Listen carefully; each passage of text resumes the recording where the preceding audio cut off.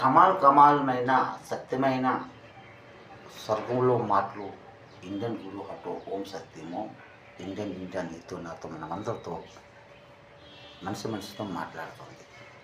ఈ కమాలమైన స్వర్గంలో మాటలు ఏంటంటే, మన హిందుస్థాన్లో నేను ఎక్కడెక్కడికి నేను వెళ్ళాను, ఎవరెవరితో నేను ఎలా ఏ విధంగా సంఘర్షం సంబద్ధమంతరంగా మాటలు చేశాను,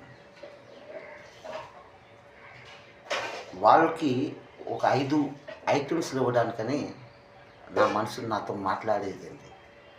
ఆ 5 ఐటమ్స్లు ఏంటది? అవి ఏంటండి? తినే పదార్థాలే.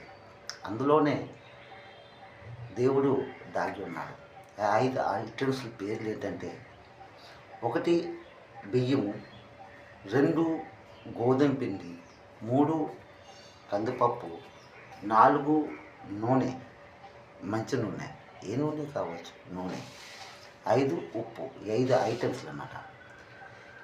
కమాలమైన స్వరూపంలో మాటలు ఏంటంటే, ఆ 5 ఐటమ్స్లు నేను ఎవరితో సంఘర్షం చేశానో వాళ్ళకి నేను ఇస్తుంటే, వాళ్ళు తిరిగి నాతో సంఘర్షం అంతరంగ మాటలతో మాట్లాడేవాళ్ళని. దానికి నేను అర్థం చెప్పుకోను. అంటే అదేంటి అర్థం? బియ్యం అంటే శ్రీ అన్నపూర్ణమ్మ. ఇప్పుడు మన దామోదరి నరేంద్ర మోదీ సాబ్ గారు శ్రీ అన్న అని చూపించారు. అన్న అనుకున్న వాళ్ళ మనసులో పలికింది. కాకపోతే నా మనసులో ఇదే వచ్చింది, శ్రీ అన్నపూర్ణమ్మ అన్నం బియ్యం. అవునా కదండి? గోధుమ పిండి అంటే గోవిందుడు, అంటే కృష్ణుడు. గోవిందుడండి అంటే గోవిందుడు కృష్ణుడు ఒకటేనని చాలామంది సంఘర్షణ చేస్తుంటారు. అసలు చేస్తుందండి. ఇప్పుడు గోధుమ పిండి రొట్టె చేసుకుంటామంటే సుక్క రొట్టె చేస్తే అందులో నలుపు రంగు ఒకటి వస్తుంది. అది కృష్ణుడు. గోవింద పిండి అంటే కృష్ణుడు కనబడుతుందండి.